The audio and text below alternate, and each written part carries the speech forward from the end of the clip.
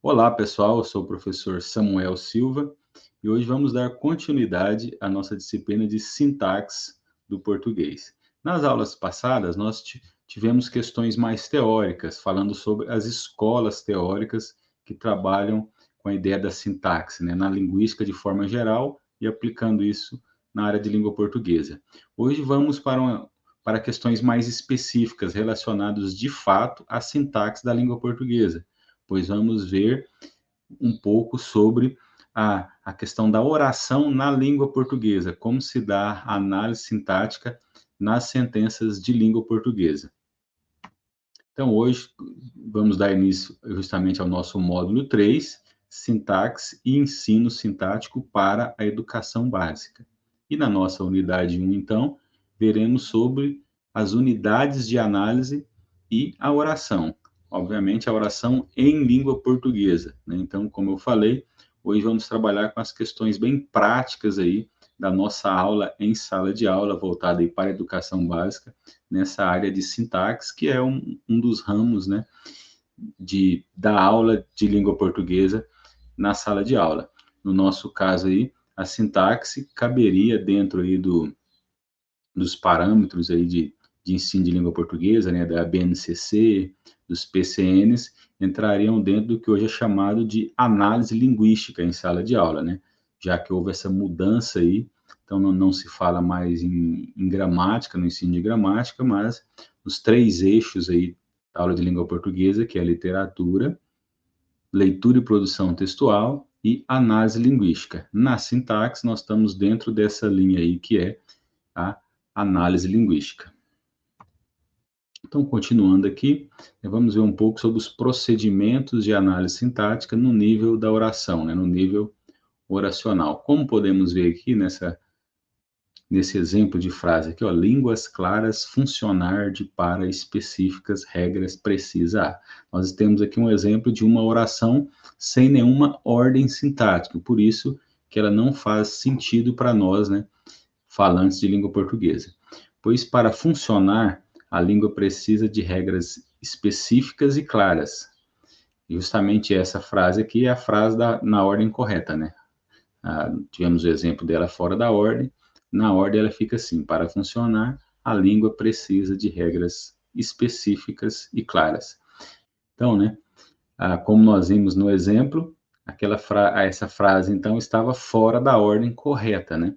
Então, só a frase na ordem correta, a partir da gramática da língua portuguesa, que vai fazer sentido para os falantes da língua portuguesa. E é justamente essa ordem correta, essa relação entre os termos dentro da oração, que é estudado pela sintaxe. Então, continuando aqui, os procedimentos de análise sintática no nível oracional. Vamos ver aí um pouco, né, sobre a diferença aqui da frase e da oração. Alguns exemplos aí: pare, socorro, silêncio.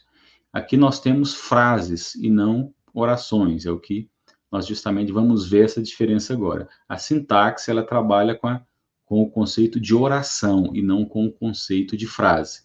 Esses exemplos aqui, pare, socorro e silêncio, são exemplos de frase, né? Por quê? São frases e não oração. Então vamos aí alguns exemplos, né? As produções textuais estavam adequadas ao tema exigido. Ó, exigido textuais as temas ao produções estavam. O mesmo exemplo lá, né? Agora aqui fora da ordem, né? Então não basta agrupar palavras para se ter uma frase. É necessário que esse agrupamento, esse conjunto, tenha sentido, faça sentido para alguém. Então, a definição de frase passa simplesmente por essa questão, né? A frase deve fazer sentido. Então, por exemplo, esses exemplos anteriores, né, pare, socorro, silêncio, faz sentido. Por isso eles são considerados uma frase da nossa língua portuguesa, mas não são orações, porque oração precisa de algo a mais ainda, algo além do que simplesmente essa questão de fazer sentido. Uma oração, ela precisa de ter uma ideia verbal, né? Então, uma oração é uma frase verbal. Ou ela é parte de uma frase que obrigatoriamente contém um verbo expresso ou subentendido. Ou os exemplos agora de oração, né? A neve impediu de as pessoas saírem de casa.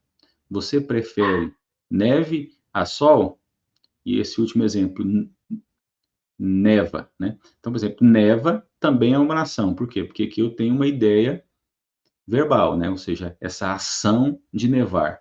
Então, não é por uma questão de tamanho da frase que ela vai ser uma oração ou não, mas é a questão dela expressar uma ideia verbal. Então, neva expressa uma ideia verbal, se expressa uma ação, enquanto que pare, socorro, silêncio não expressa essa ideia verbal. Então, e na sintaxe, né, como eu falei, o que se analisa na sintaxe são as orações e não a frase, né? Porque nós precisamos dessa ideia verbal para analisar um elemento da língua. Continuando aí. Na oração, os termos estão estruturados em torno de um verbo. Então, essa é que é a questão, né? Então, os termos estão estruturados em torno de um verbo. Então, o que se faz na análise é justamente analisar essas relações desses termos na frase com o verbo. Então, por isso que é necessário haver esse verbo para que tenha-se uma análise sintática. Então, as frases que não são orações, ou seja, que não têm verbo, não apresentam estrutura sintática. Isso quer dizer que elas não permitem fazer a análise sintática. Já as orações em que as palavras, os termos, estão relacionados entre si, elas constituem o que chamamos de termos sintáticos. Então, a análise sintática é justamente a análise da relação entre os termos em uma oração, ou seja, qual a relação que esses termos têm com o verbo. Então, por isso que é necessário que tenha um verbo ou pelo menos uma ideia verbal em uma dada frase para que ela seja analisada. Então, a distinção entre frase e oração é que a oração, então, tem essa ideia verbal, e a frase não necessariamente, né? A frase pode não conter essa ideia verbal. Então, o que nós podemos dizer é que toda oração é uma frase, né? Porque a oração é uma frase que tem uma ideia verbal, mas nem toda frase é uma oração, né? Porque pode haver frase que não tem essa ideia verbal. Então, continuando, né? Vamos falar um pouco sobre os termos essenciais da oração. Temos alguns termos essenciais da oração, né? Os principais são o sujeito e o predicado, né? Toda oração tem essas duas ideias, sujeito e predicado. Então, vamos ver um pouco sobre esses termos essenciais da oração, né? Então, os termos essenciais são aqueles que compõem a estrutura básica de uma oração, né? Como eu falei, o sujeito e o verbo. Os sujeitos, né, podem ser representados por diversas classes de palavras, e seu papel em uma oração é identificar o responsável pela ação. Esse é o conceito mais básico do sujeito, né? O sujeito é aquele que pratica a ação do verbo. Ou temos alguns conceitos mais formais, né? Como o conceito do Perini, lá no seu livro Gramática Descritiva do Português, né? Ele fala lá e afirma que o sujeito é o termo da oração que está em relação de concordância com o núcleo do predicado, sendo que o núcleo de predicado geralmente é o verbo, né? Então, tá vendo? É uma distinção mais formal. Ele só fala em relação a qual a relação que o sujeito mantém com o verbo, e essa relação é uma relação de concordância, né? Relação de concordância aí com o verbo. Alguns exemplos aí, né? O gato estava com fome, então nós temos aqui o gato, né? O gato está no singular, gênero, e ele faz uma relação aí, e ele está em concordância com o verbo estar, que está também no singular. Então, o gato estava. Aqui embaixo nós temos aqui, né, os 4 colegas compraram os ingressos, a mesma coisa. Então, os 4 colegas, que é o sujeito, está no plural, assim como o verbo está no plural. Então, essa relação de concordância entre o sujeito e o verbo sempre vai existir. Então, temos também esse conceito do sujeito bem formal, né? Que está em relação à relação sintática dele com o verbo. Continuando aqui, nós temos alguns tipos de sujeito, né, em língua portuguesa. Então, temos, por exemplo, o sujeito simples, né? Caso em que há apenas um núcleo, ou seja, o verbo se refere somente a um substantivo, um pronome, um numeral, ou uma só palavra substantivada ou uma só oração substantivada. Temos aí esses dois exemplos, né? Ele passou a roupa toda. Então, ele, um único núcleo aí desse sujeito. Então, sujeito simples. o desapegar é importante nos dias de hoje. O sujeito aí dessa frase é o desapegar, né? Uma frase um pouco diferente, sujeito um pouco diferente, mas também é um sujeito simples, é apenas um núcleo, o desapegar. Nós temos também, em oposição ao sujeito simples, o sujeito composto, né? Que é aquele em que há mais de um núcleo desse sujeito. Esse sujeito também pode ser composto por substantivo, pronome, palavra substantivada ou oração substantivada. Nosso exemplo aí, o pai e a mãe superprotegiam o filho. Então, temos dois núcleos nesse sujeito, o pai e a mãe. Então, dois núcleos, né? Então, por isso, um sujeito composto, porque é um sujeito que tem mais de um núcleo. Continuando aqui, agora vamos entrar no outro termo essencial da oração, que é o predicado. Já nós temos o predicado, né? Primeiro, trabalhando com o conceito do predicado aqui, né? O predicado é aquele, num conceito mais formal, é aquele que tem o verbo como seu núcleo, né? Mas temos também predicados nominais, ou seja, o núcleo não seria o verbo, mas o verbo sempre está presente, ou pelo menos a ideia do verbo sempre vai estar presente no predicado, né? E o predicado é aquele que complementa, digamos assim, a ideia na oração, né? Então, nós temos um sujeito, esse sujeito pratica ação, então o predicado é essa ação praticada pelo sujeito. Ou então, o sujeito sofre uma ação, e aí o predicado vai ser essa ação sofrida pelo sujeito. Então, o predicado, nele há sempre uma ideia verbal, né? Porque ou ele é uma ação que é feita, ou uma ação que é sofrida, e por aí em diante. Então, essa ideia verbal sempre vai estar presente no predicado. Então, o elemento essencial aí do predicado é essa ideia verbal. Então, quais tipos de predicado que nós temos? Nós temos o predicado nominal, né? O predicado nominal tem um nome, né? Um substantivo, uma ideia de nome, como o núcleo desse predicado, ou seja, o verbo aí não é o núcleo do predicado, mas isso não quer dizer que o verbo não está presente, né? A questão é que no predicado nominal, geralmente, nós temos um verbo fraco, digamos assim, que são os verbos de ligação. Então, o verbo ser ou o verbo estar. Como esse exemplo, ela está animada. Então, nós temos aqui o sujeito, ela. Nós temos um verbo de ligação, que é o estar, né, que é o verbo estar. E temos o animada, que é um adjetivo, e esse animada é o núcleo do predicado. Então, o predicado é está animada, o núcleo do predicado é animada.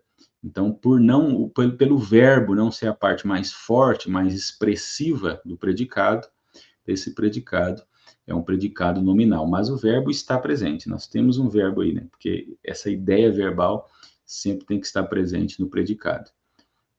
E aí nós temos um conceito, né, que geralmente nos predicados nominais nós temos um predicativo, né? Um predicativo do sujeito, como nesse caso aí, né? Então, aí, animada é um predicativo do sujeito. Por quê? Porque é uma qualidade relacionada ao sujeito. Então, quem que está animada? Ela, né? Ela está animada. E animada é aqui um adjetivo, é uma qualidade do sujeito, ela. Então, essa parte, essa mais, digamos assim, mais expressiva, mais importante do predicado, está bem relacionada com o sujeito, né? Então, por isso que a gente chamamos ele de predicativo do sujeito, nesse caso aí. E o que é o predicativo? Né? Predicativo é esse termo, então, na oração que indica uma característica do sujeito ou do objeto. Então, temos o predicativo do sujeito ou o predicativo do objeto, né? E, geralmente, esse predicativo vai ser preenchido por um adjetivo ou por uma ideia adjetiva, né? Porque a ideia do predicativo é justamente estabelecer uma qualidade, apresentar uma característica, né, do sujeito ou do objeto, por aí em diante. E o predicado verbal, né, que é a principal ideia de predicado, é justamente o predicado verbal, né? Vai ter, obviamente, como núcleo principal aí desse predicado o verbo, né? Então, exemplo, eu fiz minha lição. Então, nós temos o predicado fiz minha lição, o núcleo dele é o verbo fazer, né? Que está conjugado aí como fiz, né? Na primeira pessoa. Na primeira pessoa e no passado aí, fiz minha lição. Fiz é o núcleo do verbo. quer dizer, o núcleo do predicado, né? Esse verbo é o núcleo do predicado. E nós temos também predicados compostos, digamos assim, por dois núcleos, em que nós temos um núcleo verbal e um núcleo nominal, né? Então, que é chamado de predicado verbo nominal. O predicado, então, verbo nominal tem dois núcleos, né? Vamos falar, um verbo e um nome, ou um substantivo, um predicativo, e por aí em diante, né? Então, os exemplos aí, as mulheres deixaram o salão irritadas. Nós temos aqui o sujeito, as mulheres, o predicado aqui, deixaram o salão irritadas, né? E nós temos aqui dois núcleos, né? Deixaram e o salão. Deixaram o verbo, o salão, um substantivo. E o irritadas aqui já é um predicativo do sujeito, né? Porque irritadas é uma qualidade lá do sujeito, as mulheres, né? Quem que estão irritadas são as mulheres aqui. Então, nós temos irritadas, um predicativo do sujeito, e temos aqui dois núcleos, né? Deixaram e o salão. O mesmo exemplo da frase aí abaixo, né? Eles assistiram a peça emocionados, né? Então, nós temos aqui também, nesse predicado aqui, assistiram a peça emocionados, o verbo assistiram, que é um núcleo, e a peça, que é um outro núcleo, né? E aí, emocionados também é um predicativo do sujeito, né? Porque ele está diretamente relacionado ali ao sujeito eles, né? É uma característica desse sujeito, é um adjetivo em relação a esse sujeito. Continuando aqui, além dos termos essenciais da oração, nós temos os termos integrantes, né? Que geralmente integram a oração, mas eles não são, digamos assim, sempre necessários, né? Há orações sem esses termos, né? Porque a oração, de forma mais básica, a oração mais básica, ela é justamente preenchida pelos termos essenciais, sujeito e predicado. E, além disso, os termos integrantes, eles geralmente fazem parte de um desses elementos, né? Então, ou são termos que vão integrar ao sujeito, ou são termos que vão integrar ao predicado, né? É justamente isso que nós vamos ver, né? Então, por exemplo, o complemento verbal, né, que é composto pelos objetos direto ou objeto indireto. O complemento verbal, ele é um termo integrante ao predicado, ele vai complementar a ideia do verbo que está no predicado. Então, ele é um elemento que integra ao predicado. Por que nós falamos, então, que esse termo é integrante e não essencial? Porque há orações sem esse complemento, que é o caso das orações com verbos intransitivos, ou seja, verbos que não necessitam de complemento. Esses verbos que não necessitam de complemento, então, não vai ter nenhum objeto, nem direto nem indireto, como o verbo morrer, né, por exemplo, né? A fulano morreu. Então, o predicado é composto só pelo verbo morrer. Então, não há um complemento aí a esse verbo, não é necessário falar de que esse sujeito morreu, como morreu e tal. Essa oração pode ser completa sem esse complemento. Então, não há necessidade de um complemento, nesse caso específico dos verbos intransitivos, né? Verbos que não necessitam de complemento. Mas,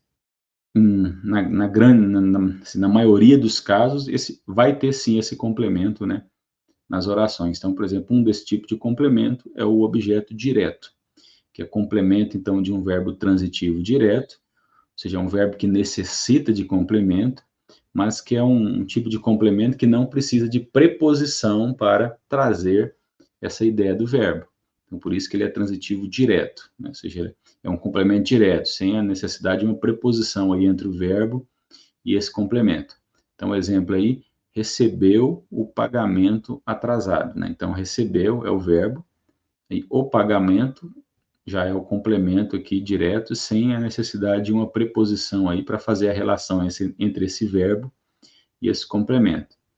Mesma coisa aqui no nosso segundo exemplo. Ela ganhou belos presentes. Então, ganhou é o verbo que ela ganhou, belos presentes.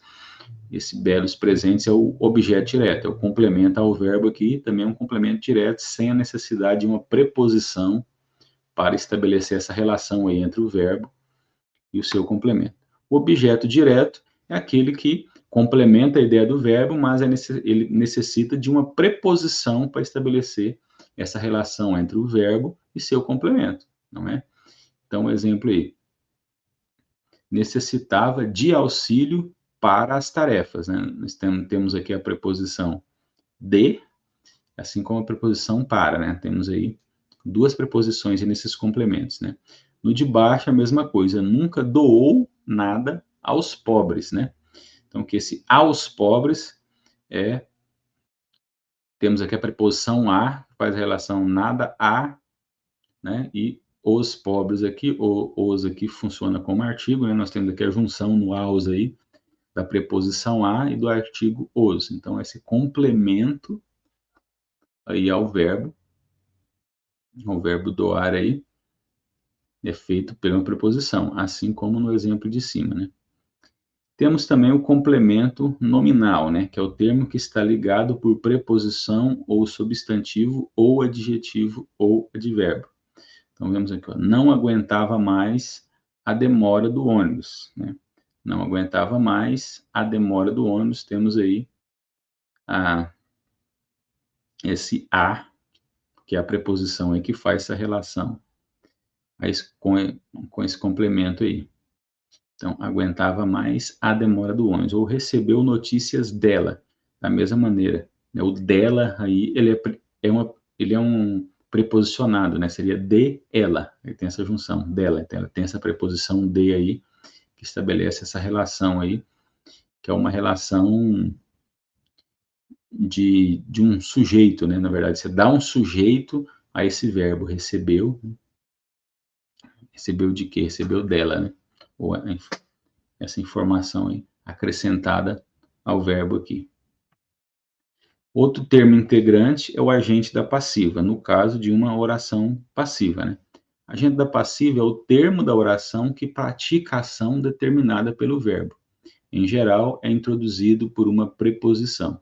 Então, a gente tem um sujeito, esse sujeito sofre uma ação, e aí o agente da passiva é aquele que praticou a ação sofrida pelo sujeito, né? Ele não é o sujeito, mas ele é aquele que pratica a ação sobre esse sujeito.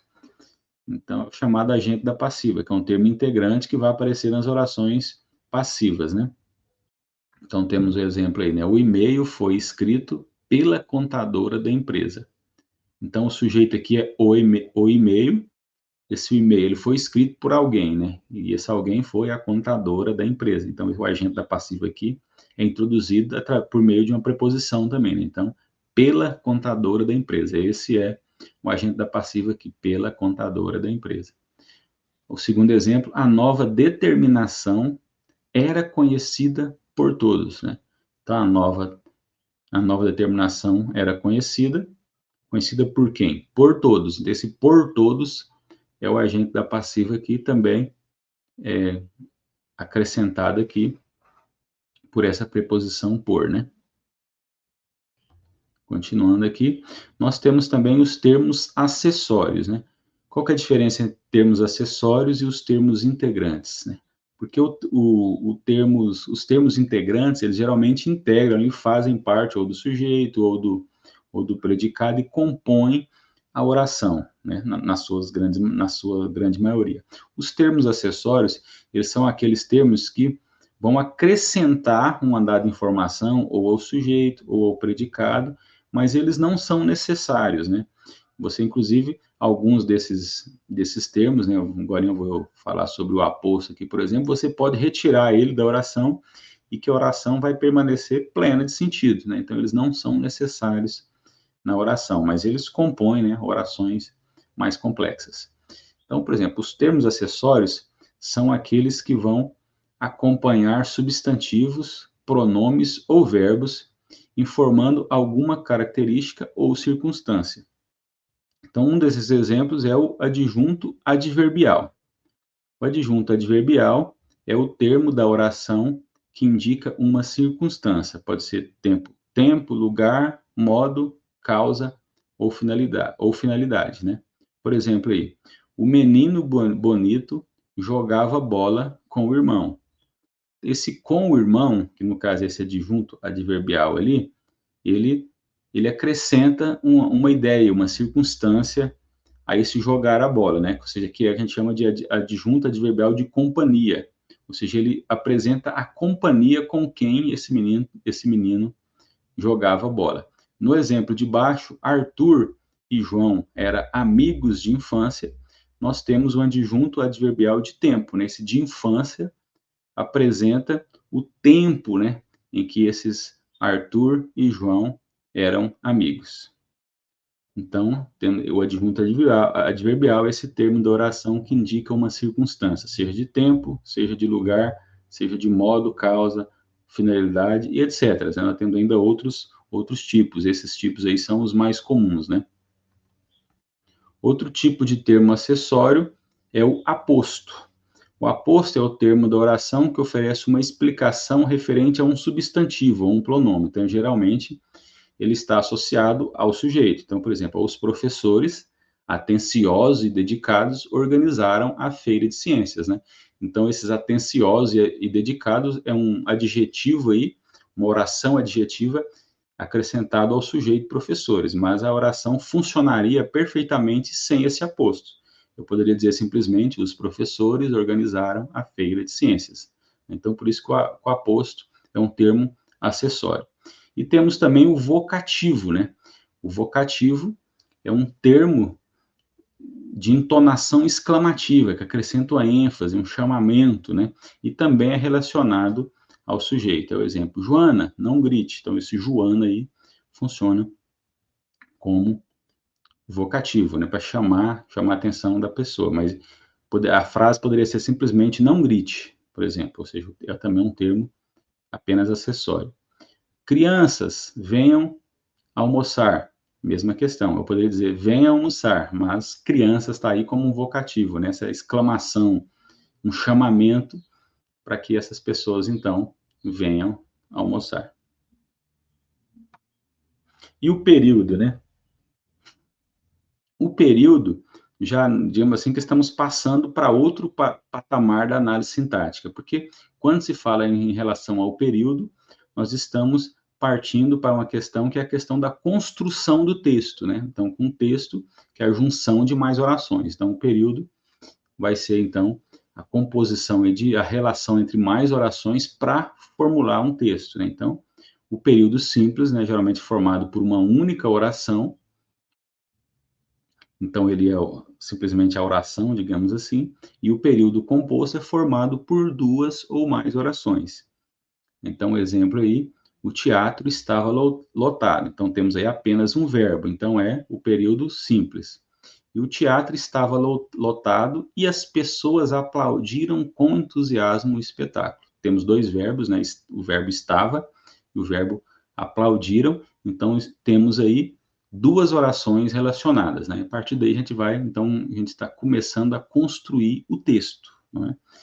E aí é um assunto para as aulas posteriores, né? Que existe tipos de ordenação desses períodos. Então temos as orações, os períodos compostos por orações coordenadas, os períodos compostos por orações subordinadas e por aí em diante. Mas isso é um assunto, né, para o nosso próximo, para as nossas próximas aulas. Então, na aula de hoje, né, nós utilizei essas duas referências, o livro Sintaxe do Português, que é um texto, né, produzido por uma universidade, e também a gramática descritiva do português do Mário Perini, né, para quem quiser continuar pesquisando e aprofundando mais esses estudos sobre as unidades da análise sintática da oração da língua portuguesa. Então, por hoje foi só, pessoal. Então, espero que vocês tenham aprendido, né? E que vamos continuar aí com as nossas aulas nas nossas próximas aulas. Até mais.